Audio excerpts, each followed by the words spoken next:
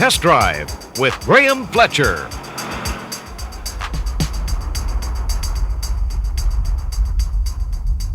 This week on Test Drive, we look at the hot new Mazda RX-7, a car that is guaranteed to increase your heart rate and your blood pressure. Without a Cray supercomputer, the third generation RX-7 would not exist. To ensure the car retained a true seat-of-the-pants feel, Mr. Kobayakawa, the chief engineer, insisted that every member of the design team learn to drive properly. The result is a sports car in the true sense of the meaning. Believe it or not, the inspiration for the RX-7 came from a go-kart. Go-karts, you see, combine a superb power-to-weight ratio with a low center of gravity. As you'll see, you'll find both of these qualities in the RX-7. The design team wanted the RX-7 to have both a natural and neutral handling characteristics. To achieve this goal, they adopted a highly sophisticated, fully independent double wishbone design that virtually eliminates toe change during spirited driving. The result is a setup that imparts an agile yet very stable feel. During the pylon test, we set a new speed record for the trip through the cones. The record speed, just about 70 kilometers an hour, is a full 7 kilometers an hour faster than any other car tested. Not too shabby, to say the very least. Under the hood is Mazda's 13B rotary job. While it shares the same designation as the old unit, this engine is different in just about every area. To begin with, there are 2 turbos and 2 air-to-air intercoolers. The turbos work sequentially, the primary turbo working all the time with the secondary one freewheeling until it's required. The sequential design effectively eliminates turbo lag and ensures a smooth progressive torque curve. Power output is rated at 255 horses and 217 pounds-feet of torque. This means there is 1 horsepower for every 11 pounds of car, a wonderful power-to-weight ratio. 85% of the available torque is produced at 2,000 RPM. This makes throttle response instantaneous and spectacular. It also means that one must always be aware of throttle-induced oversteer. If you stand on the gas pedal in mid-corner, you can expect to spin off the road. During the acceleration test, we required 5 seconds to eclipse the 100k mark. To ensure the power gets to each of the rear wheels, Mazda have adopted a torsion differential. This diff allows the 2 primary functions of a limited-slip diff to occur at the same time. A marked improvement over the viscous-type limited-slip diffs found on many cars.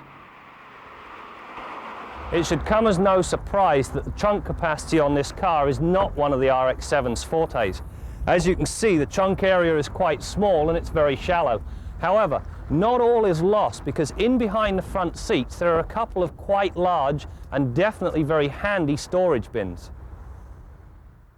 The focus of the cockpit is very much the driver. All primary and secondary driving controls are placed within easy reach and have been angled towards the driver to help operation. The pedals are of the racing variety, allowing heel and toe operation. They've even managed to put the dead pedal in the right place and at the right angle for once. The dash itself has a nostalgic look. All the 5 gauges have been ringed with chrome bezels. This adds a sort of MG feel to the car. The brake system employs ventilated discs front and rear with racing-type 4-piston calipers. Add to this twin brake boosters and a 3-channel 4-sensor Bosch-based ABS system, and you have more than adequate stopping power. During the brake test, we required 116 feet to stop from 80k. Interestingly, to ensure the hot air being exhausted from the oil coolers and intercoolers does not hamper brake performance, Mazda have ducted the system such that it exhausts just behind the front wheels. Here you have an automobile that is about as perfectly proportioned as any car can get. I mean, the contours are wonderful, the styling is beautiful to look at. Then you get to the front and you have these ugly pop-up headlights. Perhaps somebody should have told Mazda about projection headlights, because at night time these things destroy the aerodynamic efficiency they've managed to get into the body style. Anyway, that's my pet peeve, and it's now time to go to the scoreboard for a rundown on the 1993 Mazda RX-7. In requiring only 5 seconds to rip through the 100k mark, the new RX-7 is one of the faster production cars in the world. It also ensures a fun quotient that is second to none. The near-perfect weight distribution, low center of gravity and a sophisticated suspension setup ensure the appropriate handling characteristics. The manner in which the car devoured the pylon test was nothing short of extraordinary. The brake system employed on the RX-7 owes a lot to the systems found on racing cars. As such, the 116 feet required to stop from 80k is good, but what's reassuring is that you're unlikely to encounter brake fade at an inopportune moment.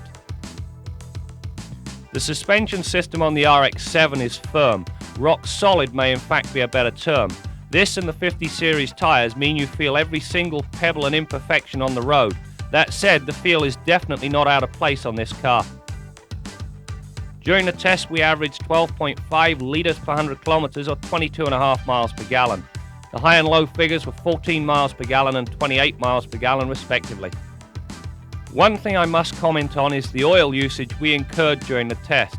While I accept that rotary engines must consume oil to ensure proper lubrication, the 2 litres I had to add to the test vehicle was a little excessive. In fairness to Mazda though, the vehicle tested had been thrashed and that probably accounts for a large percentage of the problem.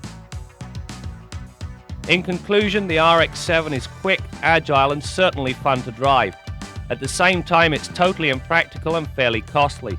However, with my first substantial lottery win, I'm going to put one in my driveway for sure.